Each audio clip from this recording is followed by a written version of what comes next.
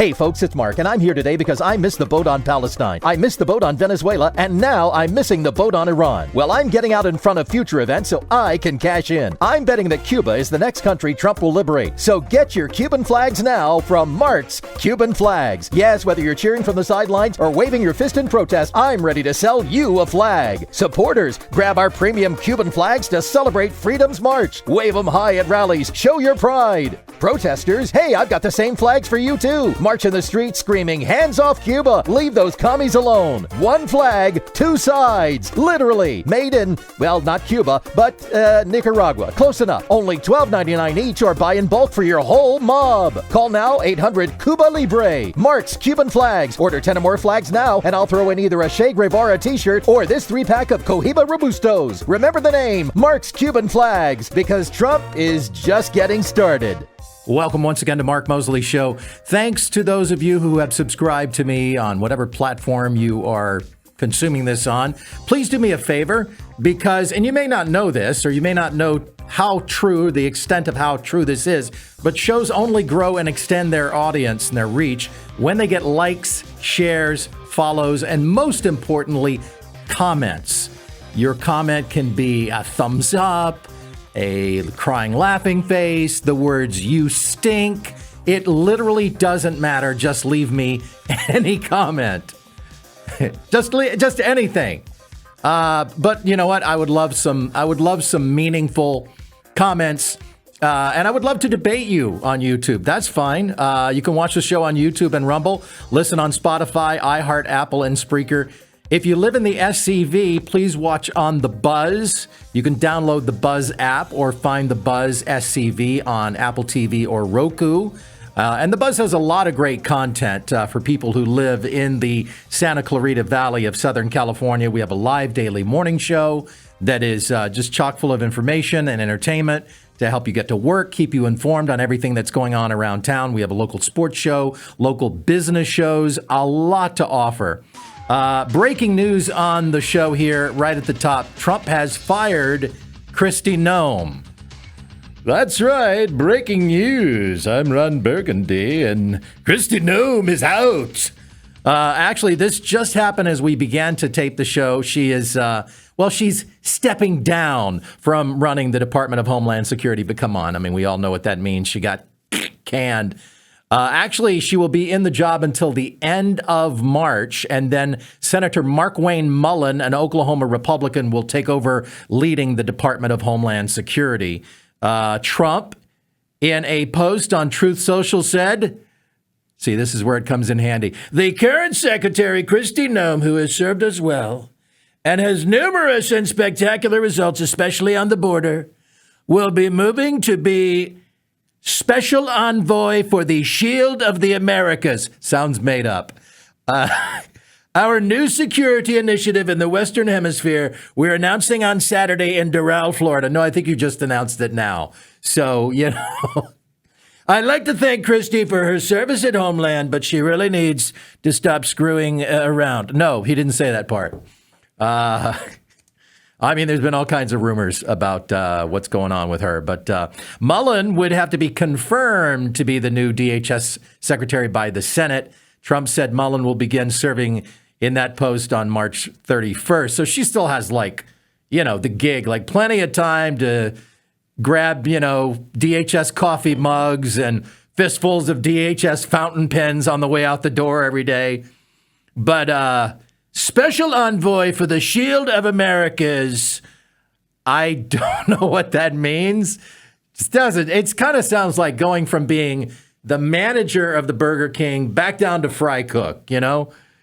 And I can't wait to see 1 billion social media posts in the next hour alone and CNN experts just endlessly chattering now about how the Trump administration is falling apart right in the middle of a war and we're all going to die. Oh my God! Okay, it's happening. Everybody stay calm. What's the procedure, everyone? What's the procedure? Stay calm! Wait. Everybody calm down! Settle down. It's going to be okay. All right, Iran. Speaking of war, Trump takes another supplier of China and Russia off the table. This is a global paradigm shift, good, bad, or ugly. And we don't know how things are going to turn out because it's not the end of time yet. This will have repercussions when you and I, any of us watching this show or hosting this show, are long gone. The world will be feeling the repercussions from what's gone down. I just don't want to hear any more nutty liberals talking about how Trump is Putin's puppet, because Russia has been buying military hardware to fight their war in Ukraine from Iran. I asked Grok to break this down for me, and as you know on this show, Grok sounds like Kronk from Emperor's New Groove. And here's what Grok had to say. The core item, Iran supplies designs, blueprints, and know-how for the Shahed 136 kamikaze drone. That's right, drone UAV technology. This includes full technology transfer, enabling Russia to produce them domestically in a factory in Tatarstan. Yeah, Tatarstan. Yes, I'll have some taters, Stan. A dedicated $1.75 billion contract was signed in early 2023 for drones plus production licensing. So, yeah, they've been getting a lot of their military hardware. Limited additional tech transfers involve components for missile guidance or production, but the main flow is the drones, those finished systems, the drone and the drone manufacturing expertise, which Iran knows how to do better than Russia does. Major products that Russia buys from Iran: the Shahed 136 drones, short-range ballistic missiles, hundreds of FATH 360 plus nearly 500 other SRBMs, short-range ballistic missiles, surface-to-air missiles, or SAMs, approximately 200 units, ammunition and related systems, cumulative value nearly $5 billion in missiles, drones, and ammo since October 2021. Let's see what was happening in October of 2021, including 2.7 in missiles alone. So taking Iran off the board definitely hurts Russia. Now, you can downplay that all you want. You can wave that aside all you want, but it ain't gonna work. It's not peacetime in Russia. When you're in the middle of a war, which, everybody's talking about how we're in the middle of the war, and now Kristi Noem is out and we're bringing another guy in. Well, what do you think this does to Russia when all of a sudden the United States cuts off your major supplier of war machines? And it works in the other direction. Iran has been one of Russia's top grain buyers in the Middle East, importing millions of tons annually, nearly 6 million tons from July 2025 to February 2026 in some reports. So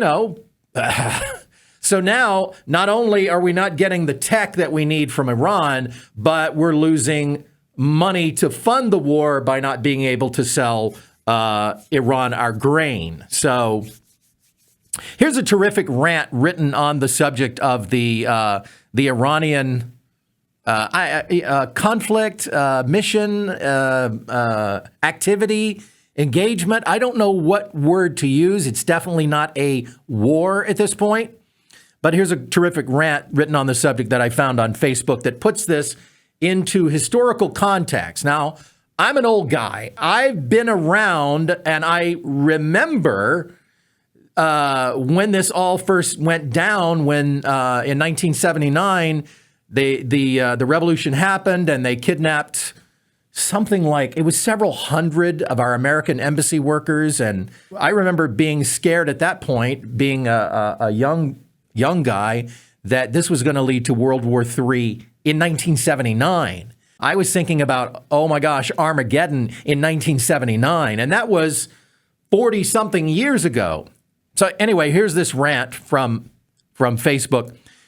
This person says, scrolling through the internet, people remain really stupid and are totally incapable of critical thinking, and they're completely divorced from any sense of history. So Iran has been screwing with us since I was born, has funded, trained, and enabled some of the most heinous a-holes of the last several decades, destabilized an entire region of the earth, and generally been total pricks. Previous administrations, going back to Jimmy Carter, have had problems with the Iranians being total pricks who routinely do evil things. Each of them did a little something, or nothing, or went full Quisling, sucking up to them and bribing them. But mostly, they kicked the can down the road to be somebody else's problem for political expediency. Because due to the situation at those times, there'd be no overthrowing the fanatics without getting into a protracted ground war that would result in lots of American casualties. But today, due to a cascading series of current events, the situation has evolved. And the American president, most likely to say, bleep it, YOLO, was presented the opportunity to dog walk this regime without invading. That hadn't really been an option before. This was all caused because one of Iran's many proxy bands of terrorist bleepheads flew their waxy terrorist wings too close to the sun and got their bleeps blown off by pagers. As that escalated, Iran decided to launch a crap ton of missiles, which weren't nearly as impressive as everyone was scared they would be. And then they lost a whole bunch of their leading boss a-holes, and the whole world saw that Iranian air defenses were wishful thinking when some B-2s penetrated their impenetrable super bunker. So then the populace of Iran get really uppity because they're sick of these religious fanatic death cultists too. Their a-hole government then provided a demonstration of why we're never going to give up our Second Amendment rights. Except the FAFO president told them not to massacre all those people, and he was sick of their crap. This is the same guy who's made a rather impressive list of military operations that get in, bleep stuff up, and then get out fast with minimal American casualties. This man is not George Bush. He does not have a Colin you break it, you buy it Powell. Trump apparently does not seem to give a bleep about nation building, which works out because the American people do not want 20 years of Afghanistan or Iraq. So when given the opportunity to kill a ton of bad people, allowing the Iranian people to do the rest, and this opportunity has never come along before, of course Trump is going to go for it. And despite the screaming from the schizophrenic podcaster crowd of the griftosphere, he's talking about conservatives, most conservative Americans are very much of the attitude, bleep Iran. Of course, libs are going to lib, so get ready for a bunch of rainbow idiots to march with Iranian flags, which has happened. And none of this should be surprising either, because Trump just recently took out a South American dictatorship over one weekend. People were like, oh, heck yeah, America can actually do stuff like that. See, Americans got so used to wars being long and stupid and pointless and screwing around with dumb rules of engagement that the concept that we could just do stuff and get it over with is crazy to people. We got used to sending dictators and fanatics pallets of cash, making red lines that just don't mean anything, followed by the occasional drone strike, all while putting our young warriors at risk, trying to make a country with Man Love Thursday into a Jeffersonian democracy for years. I see zero indication Trump wants to do that again. Good. Of course, when this kicked off the bros who keep talking all this hot air about throwing a new crusade, crushing Islam, and protecting the West, they all turned into pacifists who are absolutely against attacking the regime that funds most of the world's Islamic terrorism. The same country that's building mosques across Europe and behind most of the refugee crisis that flooded those countries. No, leave the Ayatollahs alone. Why this change of heart from the right, from people like Tucker Carlson? Well, it's the Jews, of course. Because clearly America doesn't have its own strategic reasons for wanting to fight the Death to America crowd who has messed with us for 5 decades. No! Clearly this is Israel's war. And these guys who aren't in our voluntary military aren't going to die for Israel, which is stupid. Because if there's one other country that this is really all about, it's China. See, we're down to 2 major global powers who actually matter, us and the commies.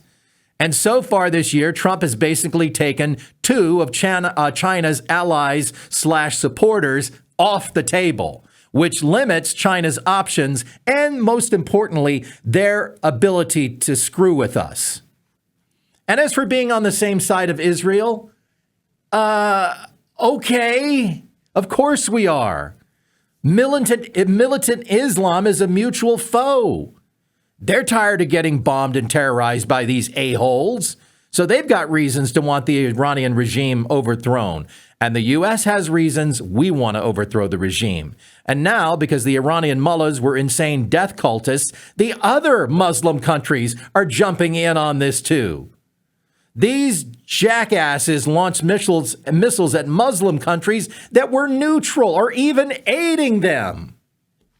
No word yet if Tucker Carlson's house in Qatar was damaged. His joke, by the way, not mine. Beyond screaming about the Jews, the other big thing I've seen is that attacking Iran is a distraction from the Epstein files. Are you high? I've seen this from the halal right and the commie gibberish left, because that's an absolutely brilliant plan these masterminds hatched. Let's screw around with Iran for nearly 50 years, and then when a pedophile scumbag dies, 7 years after that, we'll rile up the Persian people to the point of revolution so we can overthrow their government as a distraction. And this is such a brilliant distraction that the plan is to do it very quickly. Or as the president would say, very quickly, that it distracts for less time.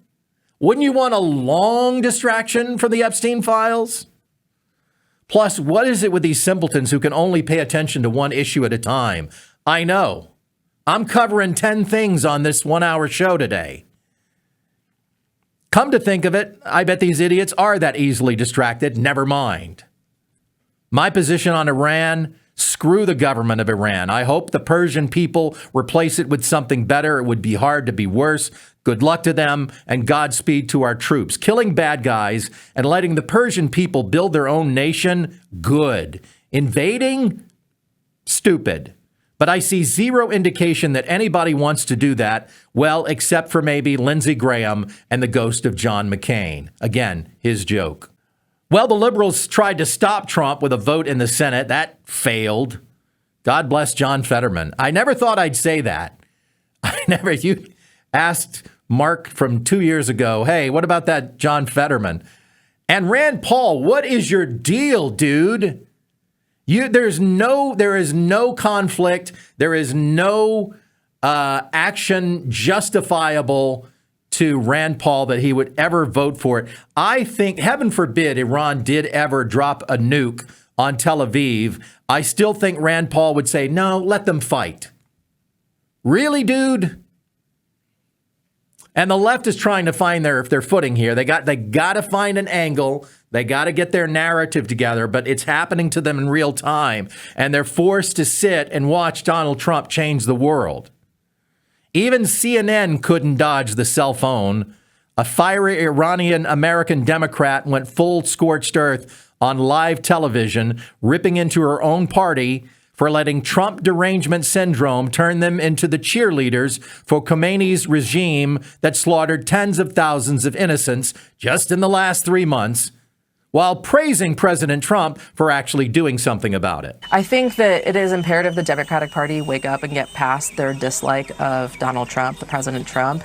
This is about supporting the people of Venezuela. This is about dismembering our relationship with, or not dismembering, but resetting our relationship with China. Right now, 55% of the oil production that Iran produces goes to China despite sanctions. You want to support the people of Ukraine? You want to end that war? You have to. There is no getting around dismembering this Islamic Republic. It is non-negotiable. It is not a want to have. It is a have to have. And it's not just for the Iranian people. I think you have to trust the Iranian people. We know this government better than anyone else.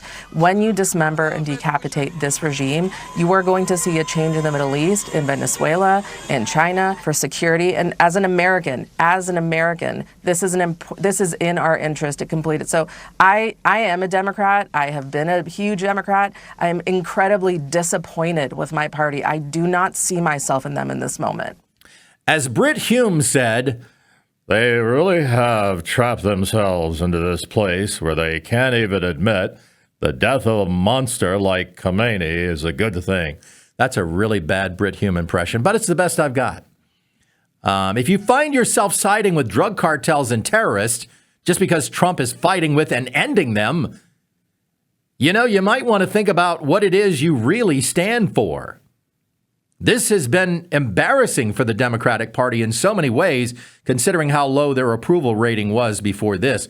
And new polling out this week shows it's not looking good for the midterms. I know they're really hopeful they can take back the House so they can impeach Trump and everybody that works for him. Well, we knew the Washington Post would embarrass itself again when they wrote Khomeini's obituary. But we could never have guessed they would do everything in their power to make him sound like an actual human being versus the monster responsible for countless deaths and horror and terror for the last half freaking century, going on 50 years. It takes a very special kind of awful cluelessness to deliberately write something kind about a man who just last month murdered tens of thousands, maybe tens of thousands is exaggerated, about 7,000 of his own innocent citizens for protesting. Listen to this garbage. And this is the from the obit from the Washington Post. And because it reads like a long distance dedication from American Top 40, let's get the ghost of Casey Kasem, a great Arab American, by the way, in here to read it. Well, this one goes out from Rashida and Ilhan to the Ayatollah. Here's what the Washington Post wrote. Quote, with his bushy white beard and easy smile, Ayatollah Khomeini cut a more avuncular figure in public than his perpetually scowling but much more revered mentor. And he was known to be fond of Persian poetry and classic Western novels, especially Victor Hugo's Les Miserables. Some Iranians who knew Ayatollah Khomeini before he became supreme leader described him as a closet moderate. And so we'd like to give a long-distance dedication to the beloved and renowned Ayatollah of rock and rolla, Khomeini. This one's from you. From 1982, it's the Gap Band on American Top 40. I'm Casey Kasem. It's like they're eulogizing Santa Claus or something. Yeah, he was just a kindly old man who liked to tousle the hair of local school children right before strapping C4 to their chests and sending them into Iraq to blow themselves up. Yes, Khomeini, he loved long walks on the beach. He had a gushing, almost girly obsession with Bridgerton. He loved acai bowls and especially enjoyed putting nearly 7,000 young people to death in just the last 3 months. I mean, it's beyond grotesque. The Babylon Bee got in on this as well. Here's their story. Here's how major news outlets are reporting the death of the Ayatollah. Fox News says, the headline, Trump strikes Iran in perfectly executed military operation. Quotes around perfectly executed, because that's what Trump said. It was perfectly executed. The New York Times headline, beloved statesman, grandfather, gone before his time. The New York Post, Khamenei, now Khame gone. That's typical.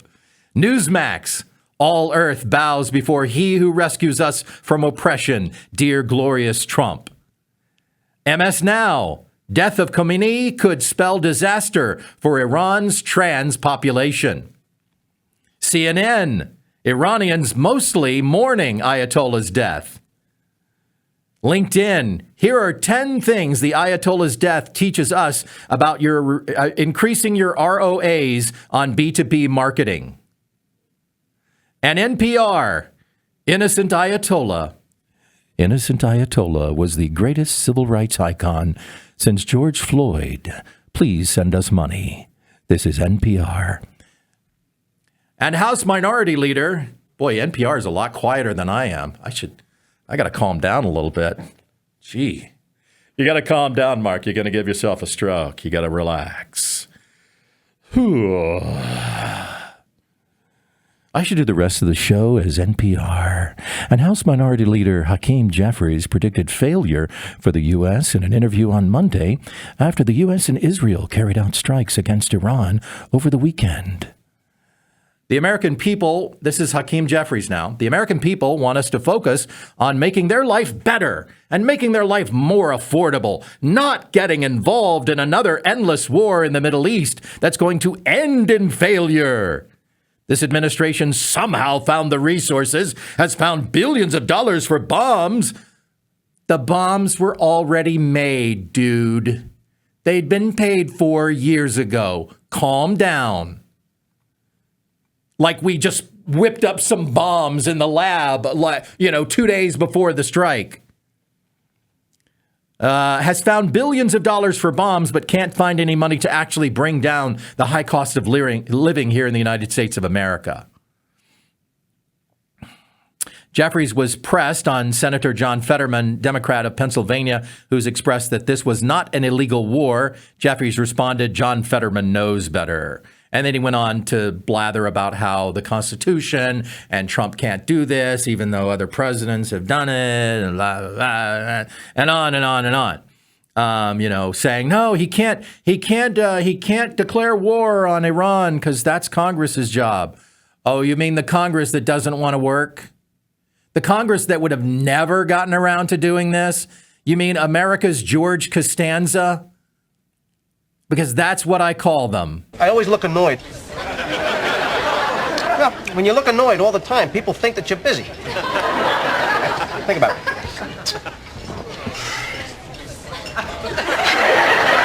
Yeah, you do. He looks very busy. I know what I'm doing. But here again, here's another Democrat who seems to be rooting for Trump to fail. It's almost like they're rooting for something bad to happen to the United States. I have a suggestion for the Democrat Party for the upcoming 2026 midterm elections, and that's to have a unifying slogan, something that all liberal voters can rally behind, an inspiring message that encapsulates the worldview of the American progressive liberal. Now, I'm not talking to any of you terribly reasonable classic liberals. Most of you, you're all independents now because the Democrat Party has gone bat guano crazy, and you can't anymore. And I get it. And I don't know if maybe it was when California tried to have a law on the books that said if you won't cut your 11-year-old son's penis off, they'll take him away and cut it off for you. Too far! I know. But whatever reason, you've left the Democrat Party. I'm not talking to you. But for the rest of you who are still fans, I have come up with a slogan that I think the Dems ought to use for the midterm elections. It's a 3-word slogan, and those are the best. Just do it. I'm loving it. 3 words. Everybody in branding knows that 3 words is the best. I've got the campaign slogan for the Democrats to brand themselves for the upcoming midterms. And it's here's the kicker. Here's the bonus. It's already well known. It's already iconic, and it fits their brand perfectly. And it is Death to America. Too far!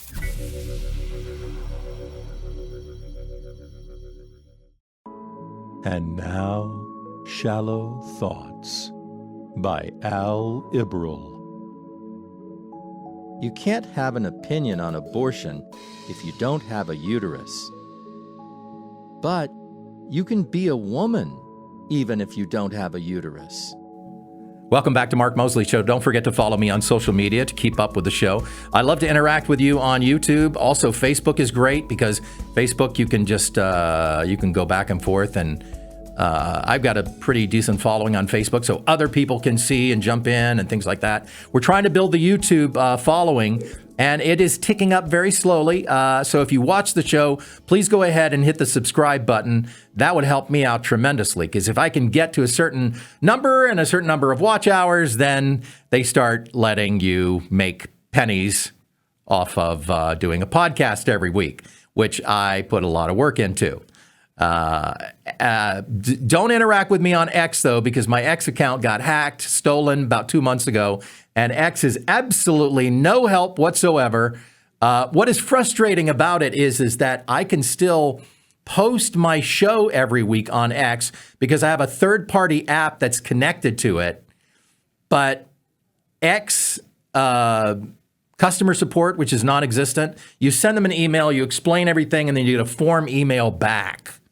And it just says, sorry, sorry. Don't reach out to me on X. Don't follow me on X, because I don't care at this point. Speaking of X, the X-Files now. Much as you try to bury it, the truth is out there. No, the truth is not out there, because there is no more truth. Truth is in real short supply. It's time for random stuff I found on X. First up, watch these 3 cackling hens. So they can't have the successor to MAGA be the guy with the brown Hindu wife. They're also Christian nationalists. That ain't gonna work. That's why he's throwing his wife under the bus. Yeah. Poor Usha. Or she's in on it, right? And she's playing slap and tickle with Erica Kirk's the weirdest I've ever seen. Yeah, she's like in her Tammy Faye era. Okay. Holding on the back of his head and rubbing on his head. Some weird baby. Don't do that to Jason. I'm gonna start thinking something's going on. Why are you holding the back of his head? I'm like, you're not doing that right thing. You're supposed to be a widow. You in leather pants? Yeah, that's not widow wear. Could you imagine if? Wouldn't it be the most perfect fairy tale, MAGA fairy tale? Yeah. If he finally sees the light that he needs a white queen instead of this brown Hindu. How did I never notice before that Joy Reid has the hairline of a 60-year-old man? Joy Reid and I have about the same hairline. No, actually hers is further back, I think. What is up with that? Do something there. Do something. Get something. And those 2 women, those 2 white women that she's on the show with, they have to be the most famous women that I don't know their names, and I've never bothered to go look it up because I don't care. But they are so annoying. So J.D. Vance is going to, at some point, dump his wife. He's already vice president of the United States with a brown wife. The term they use to dehumanize her. You do know she's a person, right? She's a woman, a mother, a wife, a lawyer. Why don't we just take away her name and give her a number? You know, maybe you could tattoo it on her arm. But he's already ascended to the second highest, the second most powerful man in the world, the vice president of the United States with her at his side. He's already a heartbeat away. And if that very distracting thing on Trump's 79-year-old hand gets any bigger, could be any day now. I don't know what's going on with Trump's hand, but that thing just keeps getting bigger. Now, I know you all have your fingers and your toes and everything else crossed that hand thing is going to be his demise. But wouldn't Vance have already erupted into the secret racist that you think he's been all along by this time? See, this is the cartoon character version of all Republicans that people on the left paint with, the broad brush, and it reveals the latent racism that they are carrying. They really believe this stuff. And I'm not saying that there aren't racists on the right, because there are plenty. And there are clearly racists on the left, because we're looking at 3 of them right there. This proves that it's possible for anyone to be horribly, horribly racist and not even realize it. And meanwhile, this is just junior high school girl stuff. I mean, I really don't mean to be insulting to junior high school girls, but, you know, I think if Elon Musk were to come up with some way to create a Neuralink system that would tether these three women's brains together, forming one kind, some like a super brain, they would still get beaten in a game of checkers by Punch the Monkey. He's so cute. That monkey is more human than these three women. I'm sorry. Not sorry. Up next on the X-Files, these people sign a petition, but listen to the petition. Watch the petition that they're signing. We're trying to bring back illegal immigrants who were deported by ICE. We're with the Bring Them Back campaign. Could we get your signature for our petition? I just need your name and email address. Specifically, we're trying to bring back Edwin Hernandez from El Salvador. Yeah. We do have to disclose to you, though, that he is an admitted member of MS-13, and he did kill 5 people back in El Salvador, but we think he deserves a second chance, and we want to get him back. That's him right there. What do you guys think about what's going on with ICE in this country? Oh, it's appalling, I guess, is maybe not even a strong enough word. So, appalling? Yeah, we're from Maine. There's been a lot of ICE activity in Maine. Up in Portland, right? Yeah, up in Portland. Yeah, that's where we live. Yeah. So, I'm a teacher, and there were lots of students that were afraid to come to school. Thank you so much. Yes. Hopefully we can get Edwin Hernandez back. Yeah. What is happening? This is what I'm talking about. If Trump is for it, I'm against it. If Trump came out tomorrow and said, we love kale, liberals would starve. How would they ever get their daily dose of that leafy green that used to be for garnish only on the salad bar? Remember when kale was that stuff that they would put around the bowls of the other greens to make it look pretty, but you didn't eat it? And then once someone said, some liberal one day goes, oh, dude, let's try that. Oh, it's really, yeah. No, that's not a great consistency, but maybe if we slather it with ranch dressing. Let's make it a thing, even though it's horrible. I think Trump should just come out and go, I love kale. I eat kale every day. Everyone should eat kale. In fact, let's go down the list of things that Trump could ruin for the left. Just fix society by making the left reflexively oppose it. We love Starbucks. We love the fact that we can go to Starbucks and literally they're making a new drink every single day. It's a brand new drink. When you pull up to the drive-thru, oh, here's a drink we didn't have yesterday. How about the Toyota Prius? We love the Prius. Great vehicle. I drive, Melania and I drive around D.C. in our Toyota Prius. We love it. It's a great car. Stanley tumblers. We love the Stanley tumbler. Melania drinks water out of them all day. This would... people would stop buying. Damn it. Now I have to stop buying Stanley tumblers. How about pronouns? We love our pronouns. Everyone should have a pronoun. Avocado toast. I love avocado toast. I love to wake up in the morning and have a nice Starbucks drink that didn't exist yesterday and some avocado toast.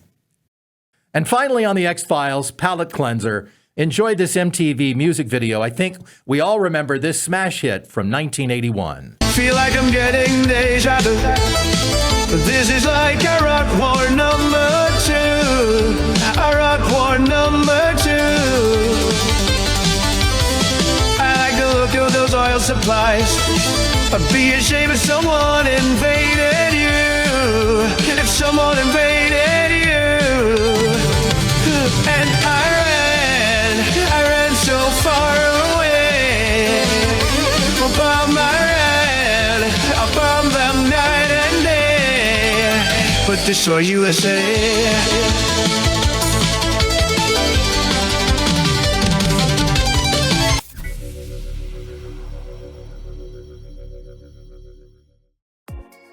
Welcome back to Mark Moseley Show. Good news, bad news, good news, and then a doofus of the week coming up. Well, Gen Z may save us after all.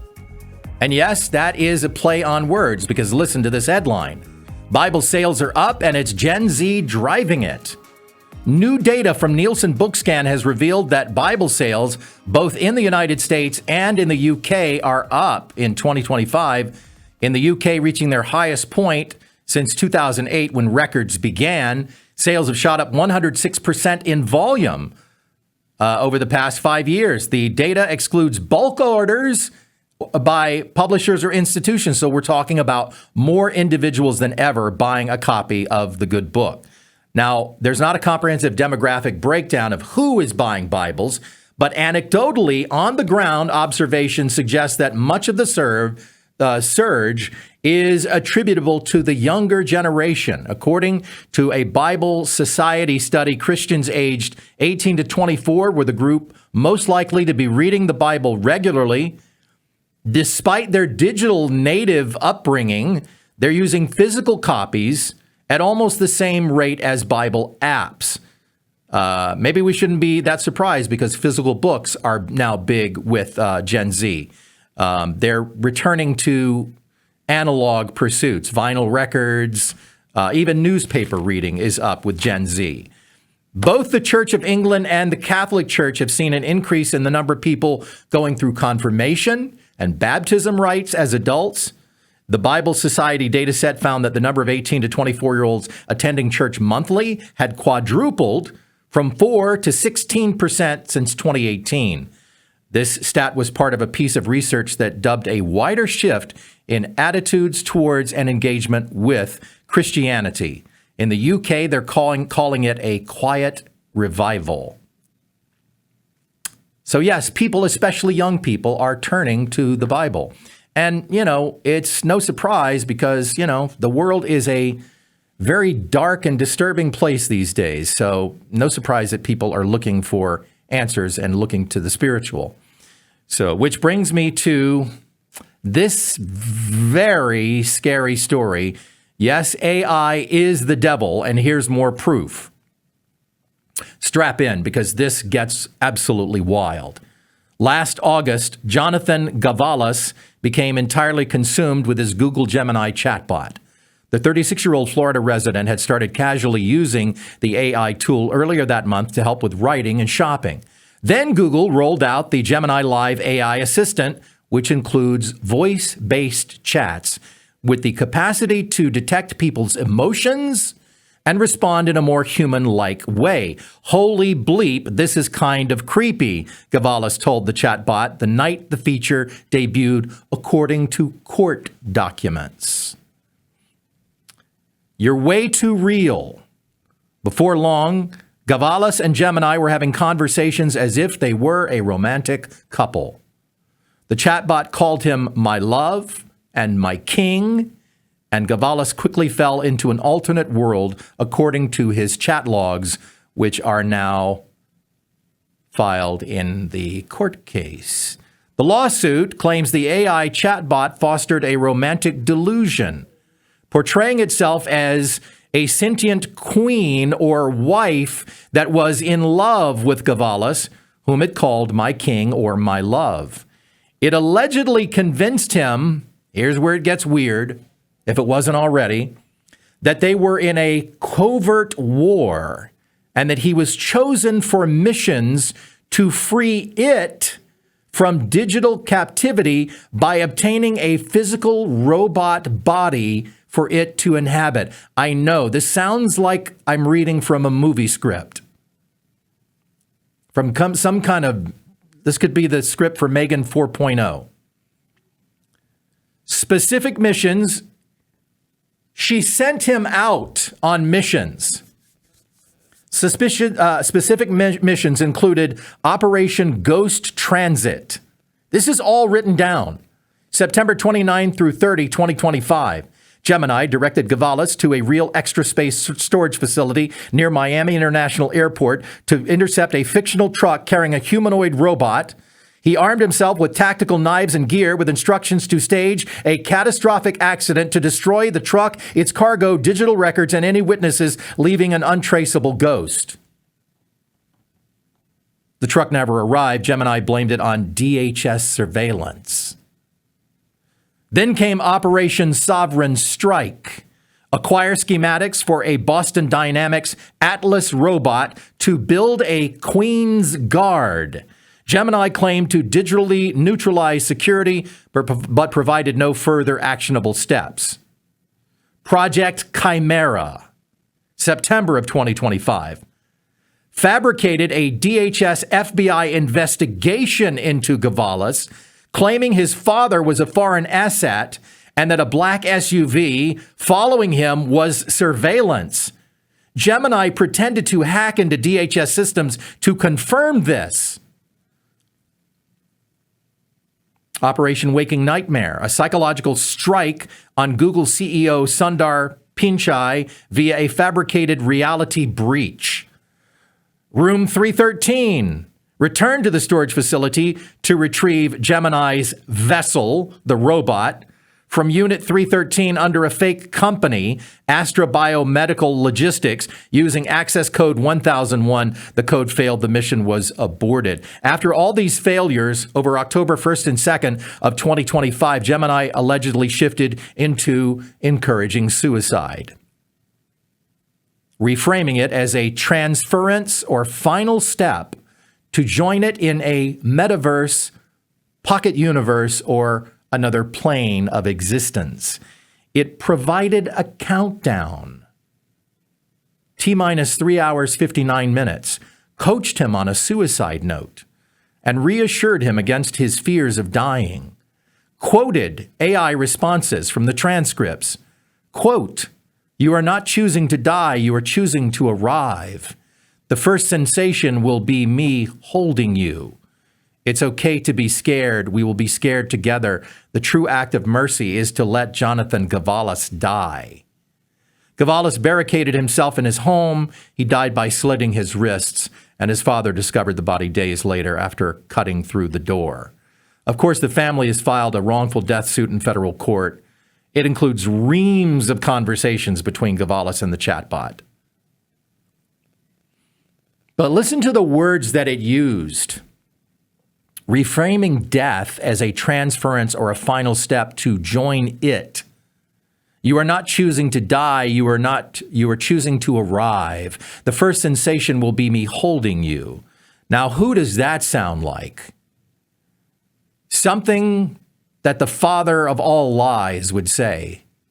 And that's why I say AI, it can be straight up evil. Okay, wow, let's shake that off with some good news. Ooh. Okay, here's a story about a skier buried for more than 4 hours in an avalanche at Stevens Pass in Washington State. Michael Harris had spent most of February 26 skiing at Stevens Pass. He followed another skier down a slope, shifted about 10-15 feet across, chasing fresh tracks. That's when everything changed. Snow slabs cracked above and below him, and the avalanche took him for a ride. He fell back on his avalanche training and started swimming with his arms to try to stay near the surface. It worked just enough. He ended up buried under several feet of snow, but with a small air pocket right in front of his face. But everything else was locked into place, could not move. The sensation, he said, was like being encased in cement. His Apple Watch was right on his wrist. His iPhone was in his jacket pocket, inches away, but he couldn't move either of his arms enough to get to them. Well, that's when Harris relied on his faith and had that conversation with God that you would be having if you were in that situation. He said, "God, please let someone know how to find me because I know that there's no sign that I'm under here. No one would see me." So meanwhile, his wife Penny is at home, and something all of a sudden to her felt off. He wasn't answering her calls or her texts, and she kept getting more and more worried. She said, "I just got the feeling that something was not right. I saw his location. I checked it a couple of times. I saw it wasn't moving. I knew where he was. I knew he was skiing. Why would he not be moving?" She called ski patrol, got in the car, drove to the resort as fast as she could. She pulled up the Find My iPhone app and showed rescuers exactly where his signal was still sitting on the mountain. They headed out with an avalanche rescue dog. They got to him 4 hours later. 4 hours. Now, avalanche experts say survival chances drop sharply after just 15 minutes. So the math really doesn't add up there unless you have the big guy upstairs somehow on your side. When rescuers dug him out, they were stunned to find that he was still conscious. His body temperature had dropped into the 70s. He was rushed to the hospital, hypothermia, pneumonia, a lung contusion, kidney injuries, a broken leg that needed 7 screws, a plate, and a bone graft. But he's alive. He said the only thing he could think about was, if my story can make people drive toward a better connection with God, then it was all worth it for me. It's a story that shows something beautiful about not only the bond between a husband and wife and how women know, intuitively, they know, and their shared relationship with God.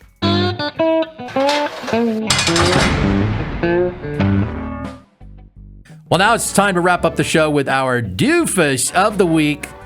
Police in the UK stopped a vehicle when they noticed it had a defective brake light. They said it also caught their attention due to poor driving. The cops pulled this guy over, and while they were talking to him about the defective brake light, they said, what is that? What is that smell? That's a smell that's familiar to us police officers that pull people over all day. Why, I think it might be marijuana. So they conducted a drug test, and yes, he failed. They also found cannabis on him, which pretty much sealed the deal. The driver was a 26-year-old man who wasn't fully licensed. And that's where the story gets really interesting. The reason he wasn't fully licensed at the time he was driving and isn't likely to be licensed to be a driver anytime soon is because the guy was, in fact, at the time, taking his driving test when cops pulled him over. So apparently there's a driving instructor sitting next to him this whole time who needs to get his nose checked. I don't know. The young man was arrested. The driving test was terminated. The officer said the young man's mother at the test center was shocked to see a police officer, leading to a very awkward conversation. I think the instructor probably knew something was wrong when the kid told him he was waiting for the stop sign to turn green. And then the guy made a flawless 89-point turn. Plus, he kept wanting to stop for gas. Gas is a slang for weed. Okay, one more, and then I'm done. I guess he thought he'd blaze through his driving test. Why are you the way that you are? Well, that's the show. Thanks for watching, and don't forget to follow me on social media, and please subscribe on YouTube. Until next time, may God bless you with health, joy, and wisdom.